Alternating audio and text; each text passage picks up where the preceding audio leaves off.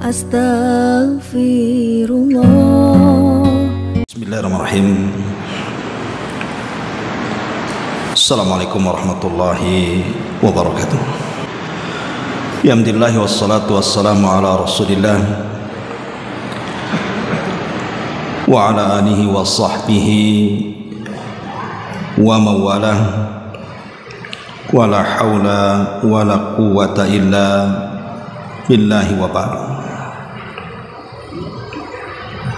Wa man lam yashhad liman syahida lahu Rasulullah sallallahu alaihi wasallam bil jannah fahuwa sahibu bid'atin wa dhalalatin syakin fima qala Rasulullah sallallahu alaihi wa ala alihi wasallam. Dan barang siapa yang tidak ikut menyaksikan atau bersaksi bagi orang yang disaksikan Nabi sallallahu alaihi wasallam dengan surga, maka dia termasuk sahibu bid'ah, termasuk ahli bid'ah dan penyebar kesesatan. Dan dia orang yang ragu terhadap sabda Nabi sallallahu alaihi wa ala alihi wasallam.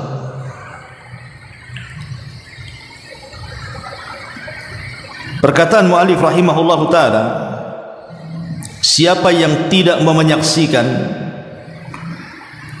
apa-apa yang disaksikan Nabi sallallahu alaihi wasallam dengan surga dari para sahabat-sahabatnya, maka dia termasuk ahli bid'ah dan kesesatan, dan dia ragu-ragu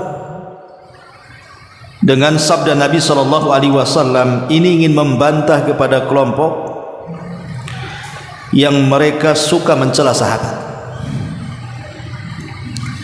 seperti orang-orang Syiah yang mereka tidak menganggap posisi Abu Bakar Siddiq radhiyallahu an sebagai sahabat Nabi, bahkan mereka berani mengkafirkan. Kemudian Umar radhiyallahu an juga sama dikafirkan. Kemudian juga Utsman. Bahkan sepeninggal Nabi sallallahu alaihi wasallam tidak ada yang Islam kecuali hanya bisa dihitung dengan jari. Tentu ini sebuah kesesatan, ikhwan, karena sahabat Nabi sallallahu alaihi wasallam dijamin surga. Makanya Allah mengatakan wa kullan wa'adallahul husna. Semua sahabat dijanjikan kebaikan. Kata Imam Ibnu Hazm rahimahullahu taala mengatakan husna di sini artinya al-jannah. Artinya semua sahabat dijanjikan surga.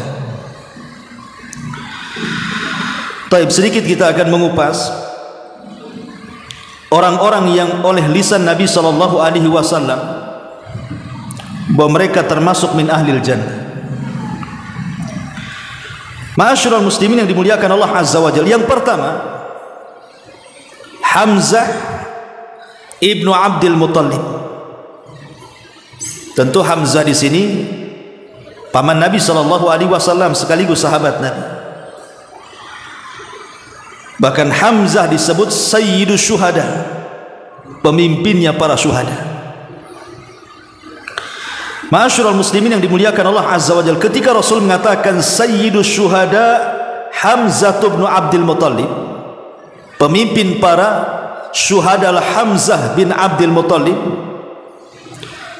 tentu walaupun tidak dikatakan secara langsung dia termasuk penduduk surga, tapi sudah barang tentu namanya pemimpin para syuhada ya di surga. Itulah Hamzah ibn Abdul Muttalib. Kemudian yang kedua Hasan dan juga Husain, keduanya cucu Nabi sallallahu alaihi wasallam. Nabi sallallahu alaihi wasallam satu hari menggendong dua cucu Nabi sallallahu alaihi wasallam ini.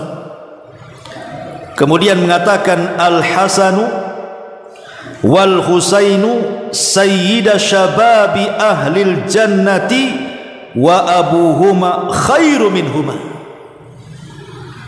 Kata Nabi SAW dalam sebuah hadis yang dikeluarkan Imam Hakim dan disahihkan oleh Imam Zahabi, Hasan dan Husain keduanya pemimpin anak-anak muda di sorga, dan bapak keduanya jauh lebih baik dibandingkan keduanya. Maksudnya Ali ibn Abi Talib radhiyallahu anhu. Maka Hasan dan Husain juga termasuk orang-orang yang atas lisan Rasul dijanjikan masuk surga. Ini sudah 3. Kemudian 4. Bilal ibn Rabah.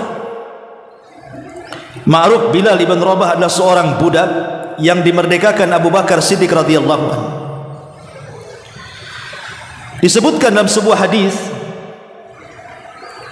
yang dikeluarkan oleh Imam At-Tirmidzi, jadi saat Nabi SAW masuk ke dalam surga dalam peristiwa Mi'raj, Nabi SAW tiba-tiba mendengar suara terompah dalam surga itu. Kemudian Rasul bertanya kepada malaikat yang bersamanya, itu suara terompah siapa? Maka dikatakan kepada Rasul, itu suara terompahnya Bilal. Artinya sandalnya Bilal atau terompahnya Bilal sudah di sorga sebelum orangnya. Ya tidak mungkinlah sandalnya aja masuk sorga, ya pasti orangnya juga masuk kan. Sandal itu tidak sholat ya. Jadi ketika selesai peristiwa itu, Nabi SAW memanggil Bilal, kemudian mengatakan, ya Bilal, inni sami'tu khaskhasataka fil jannah. Bilal, waktu aku masuk ke dalam sorga, aku mendengar suara terompahmu di sorga. Madza tasna, apa yang kau lakukan? Maka Bilal ibn Rabah mengatakan, la syai'a ya Rasulullah, tidak ada wahai Rasul, illa kecuali ma tawaddatu wudu'an illa wa qad shallaitu rak'atain. Tidaklah aku berwudu kecuali setelahnya aku melaksanakan 2 rakaat wudu. Amalan kecil, menjaga wudu dan juga salat 2 rakaat wudu menyebabkan Bilal masuk ke dalam surga, bahkan sebelum orangnya terompahnya sudah di sana. Ini yang keempat. Yang kelima, Alu Yasir, keluarga Yasir. Berarti keluarga Yasir ada 3. Pertama, ayahnya Yasir Al-Anasi, kemudian istrinya Sumayyah bintu Khayyat, dan anaknya Ammar ibn Yasir. Saat keluarga Yasir Al-Anasi ini disiksa oleh Abu Jahal habis-habisan, sampai akhirnya kemudian istrinya Sumayyah yang mati syahidah duluan, kemudian baru Yasir. Lah Ammar ini kan masih kecil, disuruh untuk memuji Lata, Uzza, Manat dan Khubal dan mencaci maki Nabi. Karena ketakutan melihat ayahnya dibunuh, ibunya dibunuh, terpaksalah dia memuji Lata, Uzza, Manat, Khubal dan mencaci maki Nabi. Hal ini terdengar kepada Nabi SAW, tapi Rasul mengatakan, kalau dia maksudnya Abu Jahal menyuruh kamu untuk mencaci maki, cacilah aku, katanya, selama hatimu tenang dengan keimanan. Kemudian turun ayat, illa man ukriha wa qalbuhu mutmainnun bil iman. Boleh seseorang itu mengeluarkan kata-kata kufur selama hatinya dipenuhi dengan keimanan dan mengucapkannya karena dipaksa, seperti keluarga Ammar ibn Yasir. Lah ketika Nabi SAW melihat kondisi keluarga Ammar ibn Yasir yang luar biasa, mengorbankan jiwa mereka untuk Islam, maka Nabi SAW mengatakan, sabran ya ala Yasir fa inna mau'idakumul jannah. Sabarlah wahai keluarga Yasir, sesungguhnya sorga sudah menanti kalian. Menunjukkan bahwa keluarga Yasir, Sumayyah dan Ammar, mereka adalah keluarga min ahlil jannah. Yang keenam, Ukasah ibn Mihsan. Ukasah ibn Mihsan, ketika Nabi SAW menyebutkan tentang 70.000 orang yang masuk surga tanpa hisab dan azab. Maka Ukasha ibn Mihsan langsung berdiri dan mengatakan, ya Rasulullah, wahai Rasul, Allahumma ij'alni minhum, jadikan aku bagian daripada 70.000. Maka Nabi SAW mengatakan, anta minhum, engkau termasuk mereka yang 70.000 orang yang masuk surga tanpa hisab dan azab. Faqama rajulun min al-ansar, tiba-tiba ada laki-laki dari Ansar berdiri juga dan mengatakan, ud'u li minhum ya Rasulullah, Rasul doakan aku juga termasuk daripada 70.000 itu. Tapi Nabi SAW mengatakan, sabaqaka bika Ukasha, tidak bisa, Ukasha sudah mendahului kamu. Dari sini menunjukkan bahwa Ukasha ibn Mihsan dijanjikan surga oleh Nabi karena digolongkan dari 70.000 orang yang masuk surga tanpa hisab dan azab. Ini sudah berapa? 6. Kemudian 7, Thabit ibni Qais al-Mushammas. Thabit ibni Qais al-Mushammas. Thabit ini juru bicara Nabi, khatibul anbiya, khatibun Nabi, oratornya Nabi. Jadi satu hari dikisahkan ketika turun ayat tentang larangan tidak boleh mengangkat suara di atas suara Nabi. La tarfa'u aswatakum fawqa sautin Nabi. Janganlah kalian mengangkat suara kalian di atas suara Nabi. Jadi Thabit ibn Qais ini merasa jangan-jangan ayat itu turun kepada dirinya karena dia khatib masalahnya. Kan kalau itu kan kencang ngomongnya, sehingga terkadang suaranya melengking tinggi sementara suara Rasul diri. Jangan-jangan ayat itu ditujukan kepada saya. Sejak ayat itu turun dia tidak pernah hadir di majelis Nabi. Dia hanya ke masjid melaksanakan kewajiban sholat, pulang kemudian mengurung diri. Sampai Nabi SAW kehilangan dalam majelisnya, aina Thabit, di mana Thabit? Akhirnya kemudian Rasul mengutus Sa'd bin Mu'adz radhiyallahu an untuk mengecek di mana Thabit. Maka Sa'ad pun kemudian pergi dan datang ke rumahnya, kemudian bertanya soal apa dia tidak mau hadir lagi di masjid Nabi. Maka Thabit ibn Qais al-Musammas mengatakan, celaka aku wahai Sa'ad, telah gugur seluruh amalanku dan aku termasuk min ahlin nar, pasti aku masuk neraka, kata Sa'ad. Oh, itu masalahnya. Akhirnya kemudian Sa'ad datang kepada Rasul menghabarkan soal kondisi Thabit. Maka Rasul mengatakan kepada Sa'ad, sampaikan kepada Thabit, dia bukan termasuk penduduk neraka, bahkan dia min ahlil jannah, bahkan dia termasuk penduduk surga. Dari sini menunjukkan Thabit ibn Qais al-Mushammas juga salah satu sahabat yang dijanjikan surga atas lisan Rasul. Kemudian yang nomor 8, Harithah ibn Suraqah. Harithah ibn Suraqah. Ketika perang Badar, Harithah ibn Suraqah ini, ikhwan, dia akan disuruh menjaga pasukan. Masalahnya karena malam-malam, jadi dia disangka musuh, sehingga kemudian adalah seorang sahabat yang menarik panahnya kemudian langsung diarahkan kepada Harithah ibn Suraqah ini. Mati dia, salah sasaran, disangka musuh. Ya kan, malam-malam lagi jaga kan, disangka penyusup dari musuh, kena tembak panah, mati. Jadi meninggalnya Harithah ibn Suraqah ini bukan dalam peperangan, tidak, justru salah sasaran. Selesai perang Badar, akhirnya kemudian Anas ibn Malik radhiyallahu an menceritakan tentang Ummu Harithah ini, ibunya. Ketika dia mendengar anaknya mati syahid, senang dia. Begitulah para sahabat, ya. Sahabiah itu kalau anaknya perang mati syahid, bangga mereka. Tidak ada raut kesedihan di antara mereka.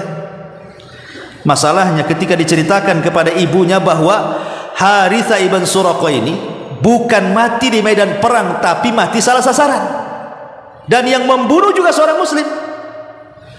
mulailah dia menangis, sehingga datang kepada Rasul bertanya, di mana anak saya?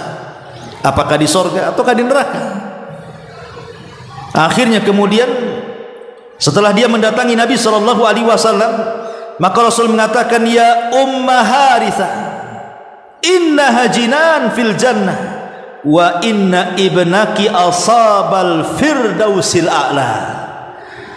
Kata Rasul, ya Ummah Harith, sorga itu bukan satu tapi bertingkat-tingkat, dan anakmu Harithah ibn Suraqah sudah mendapatkan firdausil a'la. Dari sini menunjukkan bahwa Harithah ibn Suraqah juga dijanjikan oleh Rasul bahwa dia masuk ke dalam deretan sahabat yang masuk sorga. Bahkan Rasul menyebutkan sorga paling tinggi Firdaus. Kemudian yang ke-9, Hudzaifah ibn Yaman. Hudzaifah ibn Yaman ini sirrun Nabi, pemegang rahasia Nabi.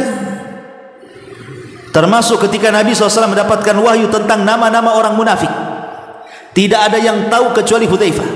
Umar pun tak tahu, Abu Bakar tak tahu, bahkan Ali yang satu rumah juga dengan Rasul tidak tahu. Yang tahu hanya Rasul dan Hudzaifah ibn Yaman radhiyallahu anhu. Sampai Umar bin Khattab datang loh kepada Hudzaifah dan mengatakan, ya Hudzaifah, asammani Nabi sallallahu alaihi wasallam anni munafik. Hudzaifah, apakah kau pernah mendengar Rasul menyebut-nyebut aku bahwa aku termasuk munafik dalam catatanmu tuh? Kata Hudzaifah, enggak saya kasih tahu. Ini rahasia, kalau dikasih tahu enggak rahasia lagi. Ya. Tapi karena Umar mendesak, kata Hudzaifah, cukup kau saja yang tahu. Yang lain tidak akan kuberitahu. Kata Hudzaifah mengatakan, engkau bukan termasuk orang munafik. Selesai. Ma'asyiral muslimin yang dimuliakan Allah Azza wa Jalla, satu hari Nabi SAW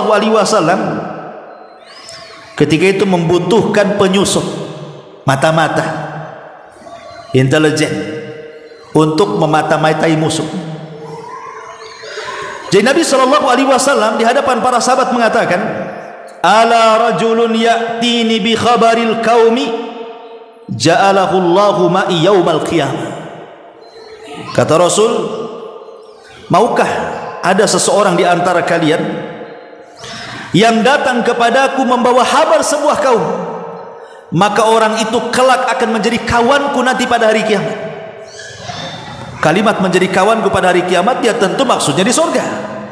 Rasul di mana lagi bukan di sorga, kan begitu? Maka semua sahabat diam. Ketika semua sahabat diam, Rasul mengatakan, ya Hudzaifah, kum. Wahai Hudzaifah, berdiri. Fa'tina bi khabaril qaum. Kau nyusup sana, jadilah kau mata-mata, pulanglah dengan mau berita, kata Rasul. Dari sini menunjukkan Hudzaifah ibn Yaman ada isyarat, dan Hudzaifah berhasil mencuri berita dari musuh itu.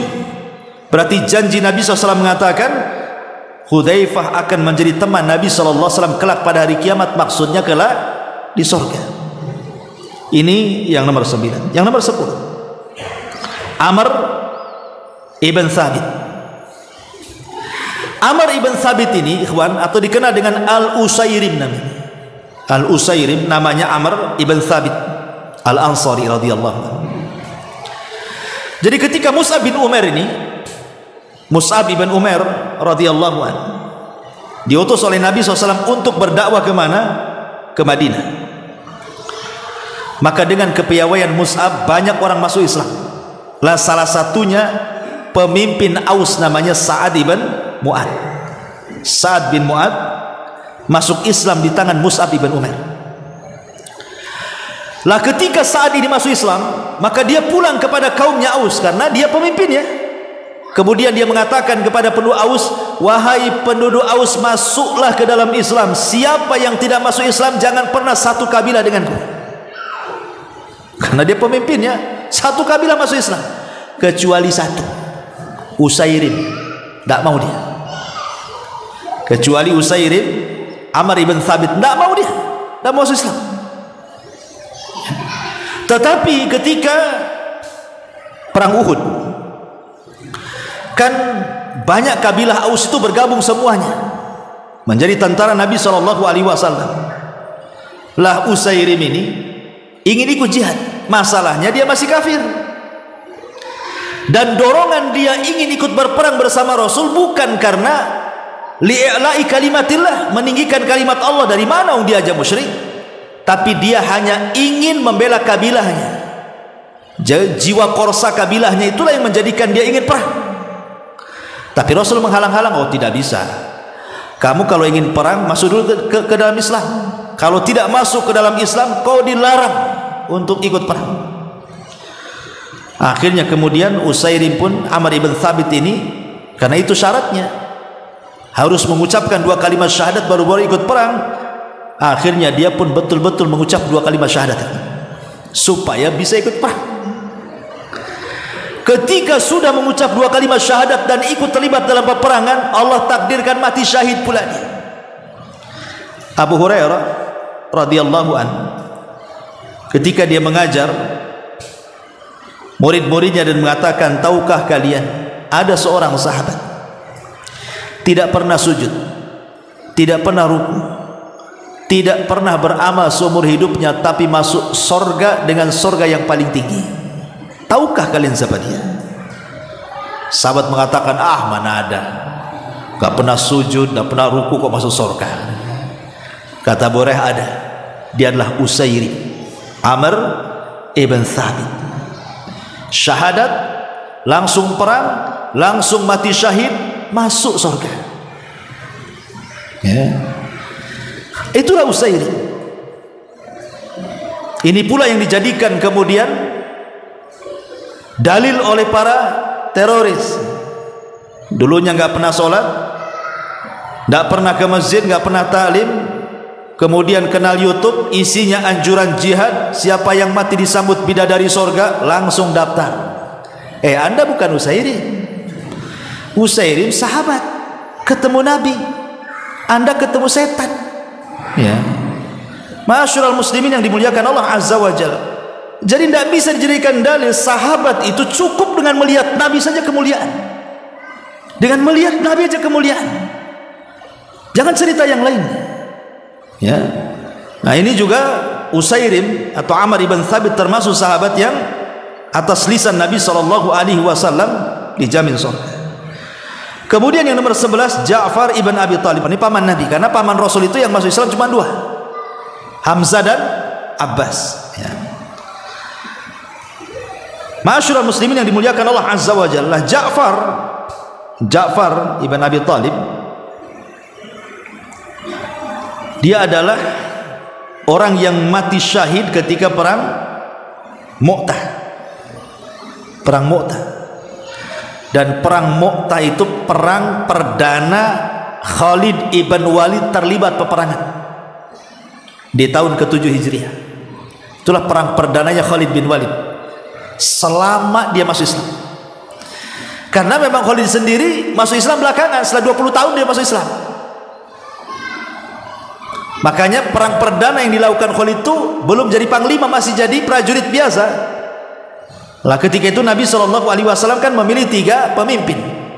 Bendera dipegang Zaid. Kalau Zaid mati, Ja'far. Kalau Ja'far mati, Abdullah ibn Rawahah. 3-tiganya mati syahid. Sampai kemudian kaum muslimin kehilangan pemimpin, maka mereka melirik Khalid karena mereka tahu siapa Khalid di zaman jahiliyah, pemimpin piawai ulung kan itu. Maka Khalid pun kemudian diangkat dan Allah menangkan di tangannya. Kata Nabi SAW, saifun min suyufillah, dia adalah pedang dari pedang-pedang Allah. Ya. Kemudian ketika kematian Ja'far ini kan luar biasa. Dia pegang pedang, pegang bendera, ditebas tangan kanannya, kemudian patah hilang. Kemudian diambil tangan kiri, tebas lagi. Ya, kemudian putus lagi, kemudian dipeluk. Ya. Sampai akhirnya kemudian benderanya tumbang dan dia pun mati syahid. Lah kedua tangan Ja'far ini kan terputus, sudah nggak punya tangan lagi. Makanya Nabi SAW dengan wahyu yang turun kepadanya bahwa Ja'far kedua tangannya sudah putus, apa kata Nabi SAW dalam sebuah hadis yang dikeluarkan Imam Tirmidzi dan disahihkan oleh Syekh Nasiruddin Al-Albani, ra'aitu Ja'far ibn Abi Talibin malikan yatiru fil jannah ma'al malaikati bijanahain. Aku melihat Ja'far Allah berikan 2 sayap sebagai pengganti tangannya, dan dia terbang bersama para malaikat sesuai yang dikehendaki di sorga. Ini menunjukkan Ja'far termasuk orang yang dijanjikan sorga dengan lisan Rasul. Kemudian yang nomor 12, Abdullah ibn Salam. Abdullah ibn Salam ini tokoh Yahudi. Bahkan ketika dia masuk Islam, orang-orang Yahudi ditanya soal Abdullah ibn Salam, menurut kalian Abdullah Salam itu gimana sih? Kata orang Yahudi, oh dia adalah orang baik dari anak orang baik kami, orang mulia dari anak orang mulia kami, bla bla bla bla, panjanglah pujian kepada Abdullah ibn Salam ini. Kata Nabi SAW, ya Abdullah, keluar kau, sampaikan keislamanmu di hadapan kaummu. Keluar Abdullah ibn Salam dan mengatakan, asyhadu an la ilaha illallah wa asyhadu anna Muhammadar Rasulullah. Kata kaumnya, ya Muhammad, dia orang yang paling jelek, bapaknya jelek juga. Tadinya memuji mereka, dicaci maki balik. Ya.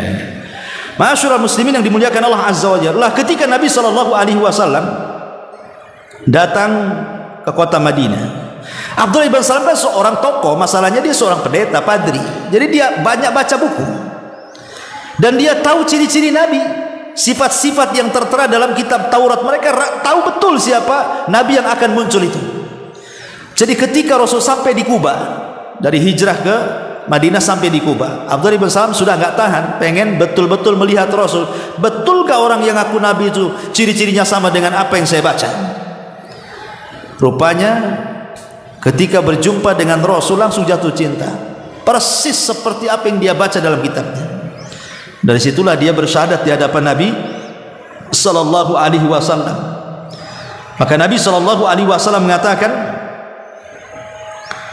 disebutkan oleh Amir ibn Sa'ad ibn Abi Waqqas dari bapaknya, dia mengatakan, ma sami'tu an-nabiyya sallallahu alaihi wasallam yaqul li ahadin yamshi 'alal ardi innahu min ahlil jannah illa li Abdullah ibn Salam.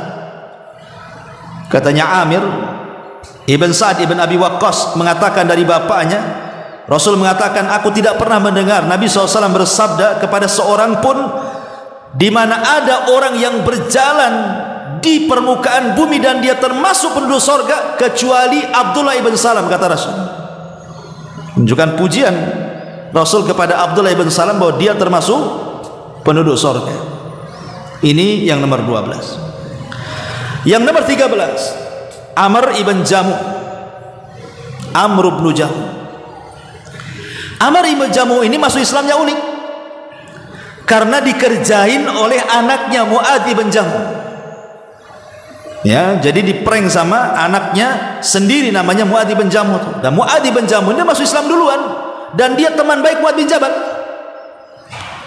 Jadi tahu bapaknya ini masih menyembah berhala, diajak masuk Islam tak mau, diajak masuk Islam tak mau. Akhirnya kemudian dia beristighfar sendiri, gimana caranya bapaknya masuk Islam. Bapaknya itu punya berhala yang sangat besar yang selalu diletakkan di tempat khusus. Itu berhala yang paling diagungkan ayahnya. Satu hari ketika ayahnya pergi, maka Mu'adz bin Jamuh ini masuk ke kamar ayahnya, diambilnya tuh berhala itu, dibawa ke belakang, disungsepkan ke parit. Akhirnya bapaknya datang mau nyembah Tuhannya, tak ada. Rupanya dicari-cari, Tuhannya nyungsep di parit. Akhirnya diambil tuh Tuhannya tuh, berhalanya, dimandikan, dikasih wangi-wangi, dikembalikan ke kamarnya, disembah lagi. Orang jahiliyah ya, Tuhannya dimandikan. Ya. Kemudian tak sadar-sadar juga, besoknya gitu lagi, diambil lagi Tuhannya, kemudian dimasukkan ke dalam parit. Kemudian datang lagi bapaknya, dimandikan lagi, disembah lagi, sampai 3 kali. Akhirnya marahlah Amr ibn Jamuh, Amr ibn Jamuh, ambil pedang, diikatkan di tangannya. Hei berhala, kalau engkau memang Tuhan, tebas orang yang menghina kamu. Masa kau tega dilempar ke parit pula. Akhirnya kemudian dia pergi, betul-betul dikerjain betul sama anaknya, diambil pula berhala itu. Yang nggak nebas, gimana mau nebas, dia mati.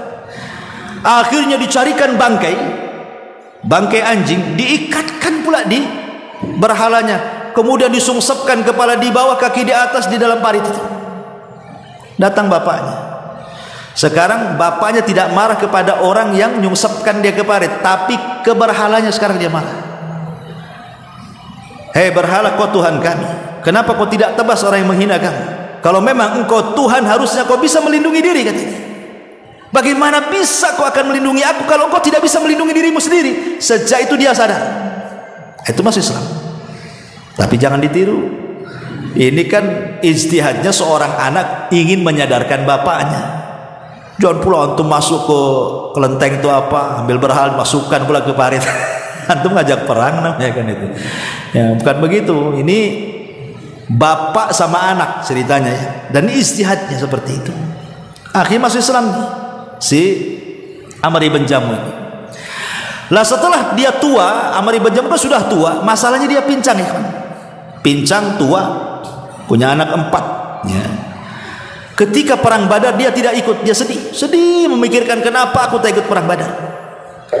Ketika terjadi perang Uhud nih, dia tidak mau ketinggalan lagi, dia bersumpah, aku sudah rugi di perang Badar tak ikut, jangan sampai di perang Uhud aku tak ikut, katanya. Datang dia kepada Rasul, ingin daftar jihad. Kemudian anaknya mendengar bapaknya mau jihad, enggak terima, datang kepada Rasul. Rasul, bukankah ayahku pincang, sakit, jalan pun susah, bukankah orang seperti itu dapat uzur? Kata Rasul, ya, memang dapat uzur, bilang aja sama bapakmu, katanya. Dipanggil ayahnya di sidang di hadapan Rasul, tapi Amr ibn Jamuh kekeh tidak mau kecuali ingin ikut jihad. Dan dia mengatakan, laulal jannah la afartuka iya, kalau bukan karena sorga aku siap digantikan. Ini masalahnya sorga, aku gak mau, katanya. Subhanallah, sahabat. Akhirnya betul-betul lah ini Amr ibn Jamuh ini masuk ke peperangan. Rupanya dia pula yang awal-awal mati syahid. Apa alasan dia ingin terlibat jihad? Dia ngomong sebelum jihad, malamnya ini, sebelum besok pagi dia mati syahid, dia ngomong sama Nabi, ya Rasulullah, walaupun aku pincang, tapi aku sudah berjanji dengan Allah bahwa aku tidak akan pulang kecuali aku mati syahid, dan aku ingin injakkan kedua kakiku di surga. Ketika betul-betul mati syahid, kata Rasul, demi Allah, aku sudah melihat Amr ibn Jamuh menginjakkan kedua kakinya di surga. Nah, ini juga kisah Amr ibn Jamuh radhiyallahu anhu. Yang ke-13, yang ke-14, Abdullah ibn Haram. Lah kebetulan Abdullah ibn Haram ini kawan pula dengan Amr ibn Jamuh di ceritanya. Jadi kemana-mana nih dua orang ini betul-betul lah nggak pernah lepas. Bahasa kitanya apa? Gebetan tuh apa istilahnya tuh. Kemana-mana berdua aja, sholat malam berdua, ngaji berdua, semua berdua. Ya, jadi kita ini boleh berkawan dengan siapa saja, tapi adalah beberapa orang kawan itu yang bisa diajak ibadah. Seperti Amr ibn Jamuh dan Abdullah ibn Haram. Lah ketika kemudian dia mendengar Amr ibn Jamuh terlibat perang, ingin perang itu Uhud, Abdullah ibn Haram tak ketinggalan, dia pun ingin jihad juga, karena temannya. Lah sama-sama sudah kakek, sakit. Anaknya Jabir bin Abdullah ini, dia tidak mau ayahnya terlibat, karena masalahnya anaknya banyak, semua perempuan, dia pula laki-laki sendiri. Anaknya 9, semua perempuan. Yang laki-laki cuma dia, Jabir bin Abdullah. Makanya dia ngomong sama Rasul, gagalkanlah bapakku, jangan ikut jihad. Rupanya ngeyelnya sama dengan Amr ibn Jamuh, enggak mau, saya ingin ikut jihad. Tapi malam itu sudah merasa dia akan mati. Akhirnya betul-betul ketika Abdullah ibn Haram ini kemudian dia mati syahid, dan dia orang yang awal-awal mati syahid. Selesai peperangan, kaum muslim mencari jasad-jasad yang selamat, yang terluka, yang meninggal dikumpulin kan. Lah Nabi SAW lewat, rupanya Jabir sedang memeluk jasad ayahnya Abdullah ibn Haram. Dengan sedihnya Jabir memeluk ayahnya. Rasul kasihan dan mengatakan, ya Jabir, tabki aw la tabki. Hei Jabir, menangis ataupun tidak menangis, kata Rasul. Laqad kallamallahu abaka kifahan bila turjuman. Hei Jabir, menangis ataupun tidak menangis, tenang, bapakmu sudah diajak bicara langsung oleh tanpa penerjemah, katanya. Bapakmu sudah diajak bicara langsung oleh Allah tanpa penerjemah. Kemudian Rasul menceritakan saat bapakmu meninggal, kata Rasul, Allah mengajak dialog dengan bapakmu dan mengatakan, tamanna ya abdi, bercita-citalah wahai hambaku, kau sudah mati syahid, kau sudah berbuat baik, kira-kira kalau engkau ingin sesuatu, maumu apa? Allah menawarkan kerajaannya. Tapi Abdullah ibn Haram mengatakan, tidak ya Rabb, aku hanya ingin kau hidupkan kembali aku ke dunia supaya aku bisa berperang kedua kalinya dan mati syahid kedua kalinya, katanya. Luar biasa orang dunia. Tapi Allah mengatakan mustahil, orang mati hidup lagi nggak mungkin, minta yang lain saja. Maka Abdullah ibn Haram mengatakan, kalau begitu habarkan saja kondisiku di hadapanmu, di sisimu, kepada keluarga, supaya mereka tidak sedih. Dari sini turun ayat wala tahsabanna. Gimana ayatnya? Jangan kau sangka orang-orang mati syahid itu mereka mati amwatan bal ahya inda rabbihim yurzaqun. Jangan kau sangka orang-orang yang mereka mati di peperangan itu amwat, mati, tidak, bal ahya, bahkan mereka hidup dan mereka mendapatkan rizki di sisi Allah, maksudnya sorga dengan penuh kenikmatan di dalamnya. Ini juga Abdullah ibn Haram. Kemudian Rasul mengatakan, kuburkan satu lubang Amr ibn Jamuh dengan Abdullah ibn Haram, karena keduanya selama masih hidup berkawan lillah karena Allah dan berpisah juga karena Allah, kata Rasul. Ini yang nomor 14, Abdullah ibn Haram. Kemudian yang nomor 15, Abu Dahda radhiyallahu anhu. Abu Dahda radhiyallahu anhu dikisahkan oleh Anas bin Malik radhiyallahu anhu. Jadi ada seseorang konflik dengan anak yatim gara-gara kebun. Jadi ada seorang Ansor punya kebun, konflik dengan anak yatim. Kata anak yatim, ini yang sepetak ini tanah saya. Kata Ansor ini mengatakan, tidak, ini tanah saya semua. Akhirnya sampailah ke mahkamah, kalah anak yatim ini. Akhirnya sampailah kepada Abu Dahda, karena Rasul ketika itu ngomong sama orang Ansor, kasihlah yang sepetak kecil ini, nanti aku ganti dengan tanah di sorga. Tapi tidak mau orang Ansor ini. Ya, mungkin karena sudah ada konflik duluan kan, udah sakit hati, itu apa ceritanya. Akhirnya sampailah kepada Abu Dahda. Abu Dahda datang kepada yang punya tanah dan mengatakan, wahai fulan, aku punya tanah lebih luas dari tanahmu, lebih strategis dari tanahmu. Gimana kalau kita barter? Biar tanahmu jadi milikku dan tanahku jadi milikmu. Ya maulah, satu di Barelang, satu di Batam Center, ya kan? Sana 1 hektar, 1 kapling. Maulah kan gitu ya. Oke, katanya. Nah, sudah selesai, maka tanah yang sudah dibarter itu dikasihkan anak yatim semua. Itulah Abu Dahda.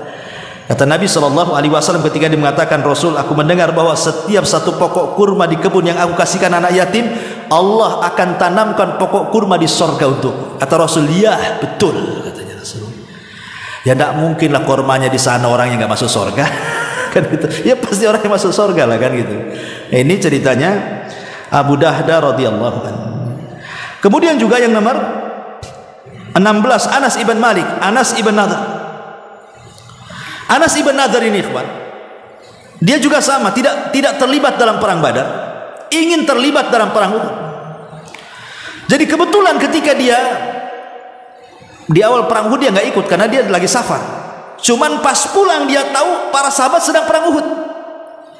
Dia melihat para sahabat lari tunggang langgang karena diisukan Rasul meninggal. Muhammad meninggal katanya. Jadi sahabat tunggang langgang kemana-mana tuh. Kaget dia, ada apa? Kenapa kalian lari? Ya, akhirnya diceritakan, langsung dia menyemangati para sahabat untuk kembali ke lokasi. Kemudian dia melihat ada Sa'ad bin Mu'adz dan mengatakan, ya Sa'ad, maju fa inni qad wajadtu raihatal jannah min kibalil Uhud, katanya. Maju, serang mereka. Aku sudah mencium bau sorga di balik Uhud ini, katanya. Bayangkan, dari sini para ulama mengatakan apa? Lihat bagaimana baunya sorga sampai ke dunia, karena tercium oleh Anas bin Nadhr. Ya, ini juga menunjukkan bahwa Anas bin Nadhr juga termasuk min ahlil jannah. Kemudian Mu'adz bin Jabal radhiyallahu anhu. Kita tahu bahwa Mu'adz ini orang yang dikatakan Umar bin Khattab radhiyallahu anhu sebagai a'lamuna bihalali wal haram. Orang yang pakar dengan perkara halal dan haram. Kalau cerita halal haram tanya Mu'adz. Memang dia pakarnya. Makanya Rasul itu kalau ngirim ngutus orang untuk berdakwah pasti dicari orang yang pakar. Nggak sembarang main dakwah ke sana kemari, tidak. Masa baru tobat dia aja dakwah? Ya, tato aja belum dihapus kan itu. Jadi dakwah itu perlu ilmu. Makanya Rasul tidak sembarangan ngutus orang. Diutusnya pakar dalam halal dan haram. Siapa? Mu'ad bin Jabal, kemudian kawannya Abu Musa al-Asy'ari pakar Quran lagi, 2 pakar diutus ke Yaman dan berhasil. Lah Mu'ad ini memang Allah takdirkan meninggal karena taun Amwas ketika perang melawan Qadisiyah kan, masuk ke kota Amwas, kemudian dia terkena virus taun dan meninggal. Lah Nabi SAW sempat mengatakan kepada Mu'ad itu, Mu'ad ibn Jabal imamul ulama yaumal qiyamati biratwatin. Kata Nabi SAW, Mu'ad bin Jabal imamnya para ulama pada hari kiamat biratwah. Jaraknya itu dengan ratwah. Ratwah itu kalau kita ambil batu kita lempar sejauh-jauhnya, itu namanya ratwah dalam bahasa Arab. Jadi Mu'ad ini kalau kita lempar batu, oh sejauh itulah dia keutamaannya dibandingkan para ulama yang lainnya. Ya, jadi dia lebih dulu daripada para ulama sebelumnya. Dia para ulama di belakang, dia di paling depan. Makanya dikatakan imamul ulama, pemimpinnya para ulama kelak pada hari kiamat. Itulah Mu'ad bin Jabal. Lah kata-kata Nabi SAW imamul ulama, ya tidak mungkin dia kalau bukan ahli jannah. Ya, Mu'ad bin Jabal radhiyallahu anhu, apalagi dia memang satu di antara 4 sahabat yang direkomendasikan diambil Quran atas lisan Nabi. Kata Rasul, ambillah Al-Quran dari 4 orang, kata Rasul. Pertama Abdullah ibn Mas'ud radhiyallahu anhu, yang kedua Ubay ibn Ka'ab, yang ketiga Salim maula Abi Hudzaifah, dan yang keempat ambillah dari Mu'ad bin Jabal. Memang betul-betul ulamanya para sahabat Mu'ad ibn Jabal radhiyallahu anhu. Kemudian juga Abdullah ibn Mas'ud. Abdullah ibn Mas'ud juga sama. Jadi suatu hari dia naik ke pohon kurma. Abdullah ibn Mas'ud kan orangnya kurus kering gitu, tinggi kurus kering. Jadi dia naik ke pokok kurma tuh, datang angin tersingkap jubahnya, betisnya nampak seolah-olah tulang dibalut kulit saja, nggak ada dagingnya karena kurusnya. Sahabat mentertawakan lah betis Abdullah bin Mas'ud itu karena kurus.